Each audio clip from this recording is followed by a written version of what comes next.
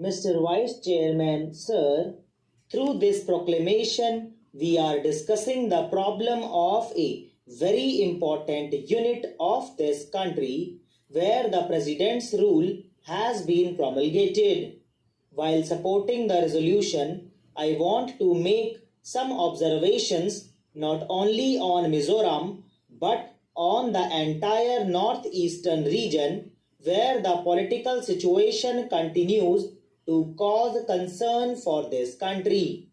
Very often we talk about insurgency, but to me, in the northeastern region, even before independence, we were fighting for the identity people were asserting, and we were asserting for our very survival in this country.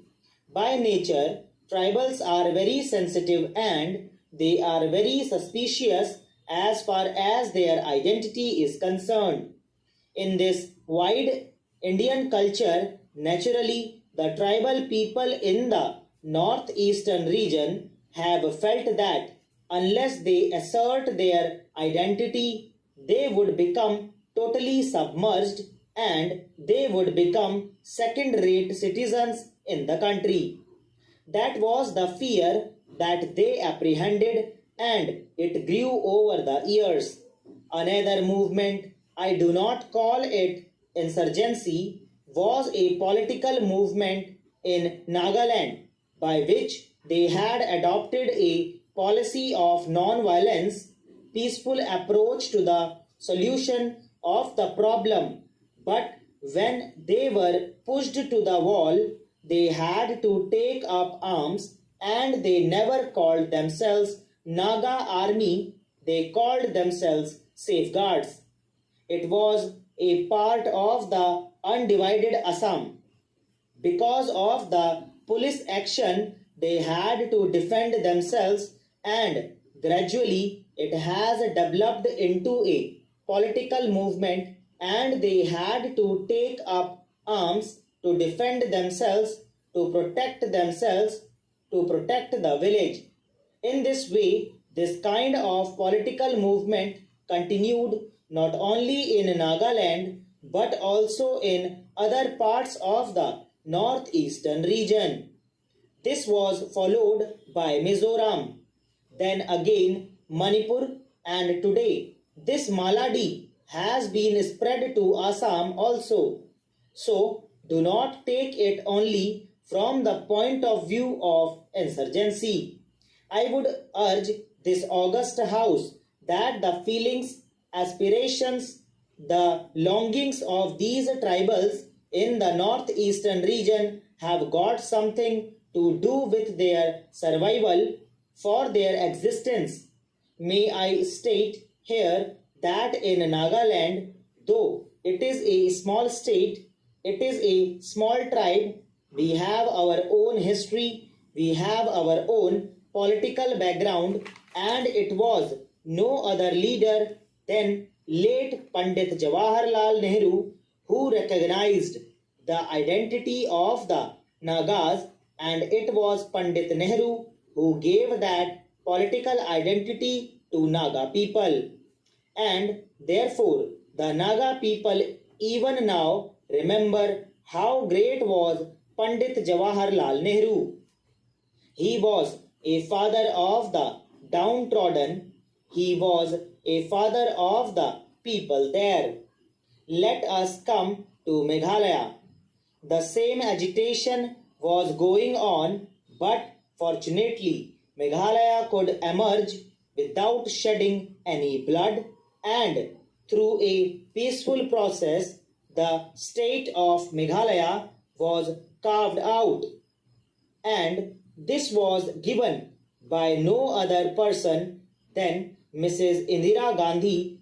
Mizoram emerged after more than 2 decades of struggle under the leadership of Laldenga. They had been fighting for cession from India. It was through the good offices of the government of India, the people of India, and also the political wisdom of Laldenga that he came round to join the mainstream of national life. Why should we not give credit to Laldenga for this?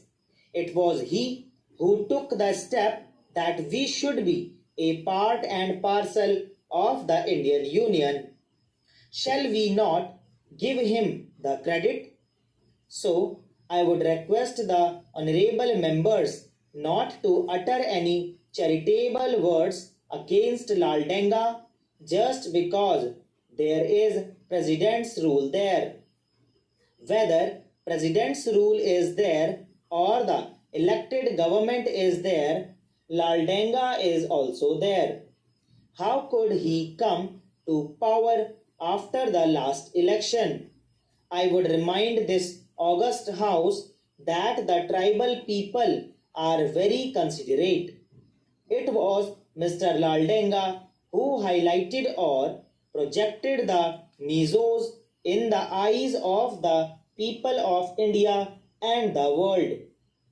Mizo people are proud people, very hardworking people, and they know what is best for them.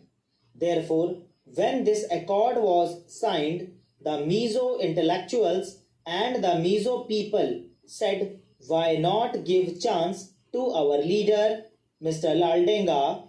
He fought for us. He lived in difficult conditions for us, and they brought him to power. His party was given the mandate by the people. But, sir, administration of guerrilla people is quite different from a normal administration. In a guerrilla warfare, in a guerrilla movement, there is might. That is the destiny of an individual, the fate of an individual, the fate of an organization. But in a normal administration, where we have to function under the Constitution of India, we have to be governed by normal rules and regulations and procedures. Here, I believe Mr. Laldenga, who has been used only to the guerrilla methods when he was given the reins of normal administration, felt the difficulties of running a normal administration. He could not satisfy not only his MLAs, his partymen, but also his followers, because one can promise heaven, one can promise the sun and the moon, but in actual implementation, one cannot satisfy the feelings, the aspirations, and the urges of all the people who follow him when he was leading a political movement. Similar is the case in Assam. AGP promised so many things to the people, but when you are given the actual reins of administration, you are bound to fumble. So they are also suffering. Similar is the case with Laldenga. Don't blame only the Congress government. Defection was not by Congress people, it was among his own colleagues, among his own men. About this anti-defection law, I think the philosophy behind it is also full of defects and loopholes. When an individual is killed, we call it murder. But in a war, when we kill thousands, we don't call it murder. Similar is the case with anti-defection law. Therefore, this house should do some rethinking on this. दोस्तों इसी के साथ ये dictation finish होती है। उम्मीद कर